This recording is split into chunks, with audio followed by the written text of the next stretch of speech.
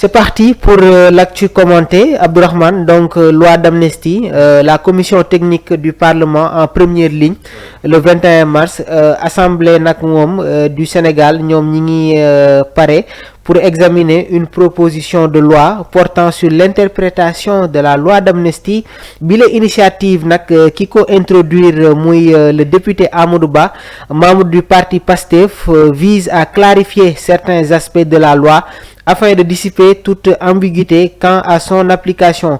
Ki nga xamante ne nag moom mooy le président de l'Assemblée kii di El Malick Ndiaye moom jot na accordé son aval sans émettre d'observation, permettant ainsi au texte de suivre le processus législatif.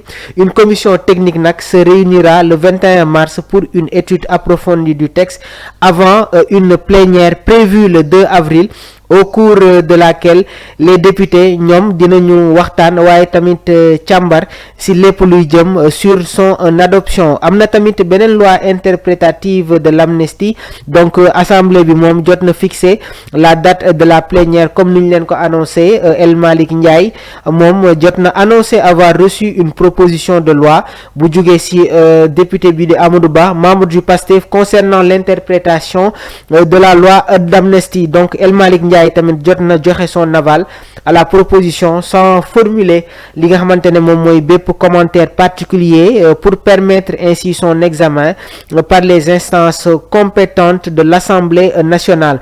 Calendrier parlementaire bi nag prévoit que la commission technique se réunira le 21 mars pour une analyse approfondie avant que le texte ne soit soumis à une plénière le 2 avril pour un débat et une décision finale, rapporte la RTS. Abdourahmane, ban jàngat ngay def tamit ci mbirum amnistie bi nga xamante ne ñu ngi koy waxtaanee boobu ba tey. Très bien Mamour, c'est une loi très controversée. waaw ñu bëri tamit d'accord ñu ci loi bi ñu koy voté Ousmane Sonko ak ñu ma àndaloon nekkoon ci l'opposition bi ñoom bi ñu ko voté ñoom sax jàppoon nañ ne. loi bi ñu bëri pour ñoom la ñoo taxoon ñu def ko mais ñoom dañoo bañoon par contre loi bi nga xam ne moom mooy la loi d'amnistie. donc bu ñëwee ba tey ñoom ñu nekk au pouvoir. bëgg dindi cette loi là ñëpp dañ ci ànd te ñëpp aussi bëgg nañu ñu clarifier les faits yi nga xam ne nii xew nañu entre 2021 ba 2024. boo fàttalikoo tuuti rek ki nga xam ne nii moom mooy le député Thierno Alassane Sall moom dugaloon na benn proposition de loi. daal di koy rejeté pour non conformité budgétaire. ki nga xam ne ni aussi moom mooy Amadou Ba numéro 2 donc moom dafa dugal bii la proposition de loi donc une proposition de loi pour interprétative donc bokkul ak mi nga xam ne ni moom la Thierno Alassane Sall dugaloon donc cette loi là dinañ ko voté wala dinañ dem plénière le 2 avril pour ñu xam exactement lan moo am réellement Mamour. Il faut aussi ñu situer les responsabilités. li nga xam ne ni xew na entre 2021 ba 2024 mënuñoo def table rase bëgg a jàll ci leneen. Il faut que vérité am avant réconciliation. surtout loolu la vérité ñu établir les faits. ñu xam kan moo def ak lan ñu xam les auteurs ak les commanditaires foog ñu xam lu moo xew parce que tamit lu xew entre 2021 Mamour ak 2024 tu te rappelles du fameux numéro 9 yore ay armes di dóor ci kaw nit ñi loolu moo ngi fi bëgg nañoo xam kooku kan la. ak kam moo ko yónni ak fa la jëlee arme bu mu yore woon gis nga ki nga xam ne nii moom mooy Pape Abdoulaye Touré bu mu jumul mu doon torturé ba bëgg a jël bakkanam mais loolu l'histoire est là. ak keneen donc il faut ñu xam exactement ñooñu noonu ñan lañu ak ñan ñoo nekkoon seen ginnaaw gis nañu aussi ay pick-up 4x4 yëpp ay nervi di wër biir Dakar di dóor si ay jeunes mais bëgg nañu xam ñooñu ñooy ñan ak ñan ñoo lay yónni donc cette loi là. foog ñu xoolaat ko bu baax xam. mën a situer les responsabilités parce que bu ñu ko deful histoire dina ko retenir te dinañ xam ne li fi xewoon entre 2021 ba 2024 kenn leeralu ko les perdants sont là te les familles des victimes ñoom aussi bëgg nañoo xam ñan ñoo rey seen doom. Très bien. Au cœur de cette proposition de loi, Abdourahmane, l'article 1er bi day stipuler que tous les faits pouvant être qualifiés de criminels ou de correctionnels s'ils ont exclusivement une motivation politique seront amnistiés de plein droit. Bi la mesure nag day appliqué wu aux actions compromises comme ni nga ko évoqué nii entre le 1er février 2021 et le 25 février 2024 aussi bien au Sénégal que fële nga xamante ne moom mooy étranger. Toutefois nag les faits liés à des manifestations ñoom du ñu bénéficier de cette mesure que s'ils sont motivés exclusivement par des raisons politiques. Oui, parce que xam nga loi bi mënuñoo ñëwaat ci lépp parce que tamit day jël du temps.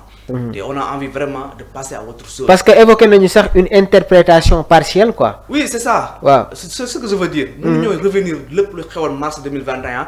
ba 2024 Mamour. Donc il faut aussi ñu mën a situer mën a canaliser mën a xam aussi les crimes de sang. ak les crimes de torture loolu ñu mën ko topp ñu xam kan moo def lan ci côté boobu la mais bu fekkee dañu bëgg a toppaat lépp lu ci mën a xew comme li Thierno Alassane Sall bëggoon loolu day xaw a compliqué trop parce que tamit day jël du temps te vraiment on a envie vraiment dëkk bi ñu liggéey ko parce que tamit la situation est très compliquée actuellement dëkk bi dëgër na metti na trop donc bu fekkee dañu bëgg continuer tout yaa ngi jooy de booy affaire yi tar na de non mais metti na moom saa ku ne mettiwul moom da ngay mel ni Omar rek am loo yaakaar ci côté bi en tout cas mais ku mel ni man nga xam ne si dëkk bi ngay dund tu vois amoo yenn kii mais day métti si yow précarité de la vie bëri na tu vois salaire yi damatul noonu entreprise yi bëri tëj nañu donc la situation est très compliquée très critique donc aussi état bi bu ñu bëggee toppaat lépp li nga xam ne ni xewoon na ci jamono boobu la bëgg a revérifier lépp day compliqué donc nañ xool crime de sang yi ak crime de torture yi nga xam ne amoon na fi ñu jëm a situer les responsabilités jéem a nag comme ni nga ko waxee léegi jublu ci dëkk bi très bien parce que Mamour poos yi bënn na de non exactement mu nekk tamit ay kàddu yu am solo trop effectivement actuellement Abdourahmane la précarité de la vie est très compliquée actuellement ci biir réew mi te ñun ñi nga xamante ne voilà ñi ngi dugg ci bus yi di dem di ñëw di nekk en contact avec la population dinañu xam exactement mbir yi fan la toll léegi nag je pense que am na ay orientation yoo xamante ne mi ngi jóge sur les autorités donc bien vrai que c'est compliqué mais état bi askan wi nañ former benn bloc tamit nekk ci ginnaaw état bi pour pouvoir tamit génn sur les problèmes yi nga xamante ne jamono ji sénégalais yi ñi ngi koy jàngonte waaye tamit toujours si loi amnistie bi day impliquer li nga xamante ne moom mooy la remise totale de toutes les peines principales, accessoires et complémentaires, ainsi que l'effacement de toutes les déchéances, exclusions, incapacités et privations des droits associés à ces peines. Toutefois, et comme le rapporte le journal BD Sud Quotidien, elle ne porte pas atteinte aux droits des tiers ni aux droits des victimes à obtenir réparation. De plus, la contrainte par corps ne pourra être appliquée aux condamnés bénéficiant de l'amnistie, sauf s'il est demandé par les victimes des infractions ou les ayants droit. waaye tamit bu ñu fàttali ni que il y a eu un discours de campagne. Le premier ministre Ousmane Sonko ak tey jii nii njiitum réew bi di président Bassirou Diomaye Faye am na ay kaddu yoo xamante ne jotoon nañ ko soulever durant la période électorale, donc durant la campagne présidentielle. Donc effectivement il doit y avoir une application de ces discours-là pour pouvoir rétablir la vérité. Askan wi xam exactement kan moo def kan moo deful. D'abord il doit y avoir la vérité avant ñuy dem sur la réconciliation. Surtout la vérité Mamour. Oui nga dëgg moo jiitu lépp. C'est ça. te déjà ñu commencé à réparer certaines victimes. Exactement. C'est une bonne chose parce que tamit am na ñi nga xam ne ni loru nañ si bu baax a baax ci li nga xam ne xew nañ fi. soit am na ay dégâts matériels wala ay pertes de vies humaines. loolu mu ngi fi donc ñooñu aussi c'est bien même fekkee ne sax mënul nit ku faatu moom Mamour amul dara lu ko mën a fay. amul dara lu mën a ba mu mën a revenir. mais boo jëlee benn xaalis benn somme. ak fu nu dëkk yu méttee nga dàmpaay ko seen famille xëy na geste bi rek ay compter. dina mën a soulager un peu seen famille donc état bi pour moi mën a continuer dans ce là mais lépp li nga xam ne nii pour rétablir la vérité la war nañ ko mën a def parce que tamit l'histoire mu ngi fi te histoire dina ko retenir. Très bien. génération yi ñëw baaxul ñu nettali que ne am na lu fi xewoon ñu defoon ay ñaawteef rey ay nit yàq ay biens matériels ci ay doomu aadama te mu jéewul fenn. Très bien. il faut mu bañ a mu jeex te aussi bu fekkee ne defuñu ko est-ce que jurisprudence du am beneen gouvernement dina ñëw defaat ay crimes ba waaj a dem def loi d'amnistie loolu la ñuy bañ donc il faut aussi la loi ñu tëgg ko ba nga xam ne ni képp ku fi mën a jógee lépp li nga xam def na ko ci ay dégâts nga mun koo fay. Merci beaucoup Abdourahmane pour les appréciations yu am solo yi nga xamante ne jot nga ko def dans l'actu commenté.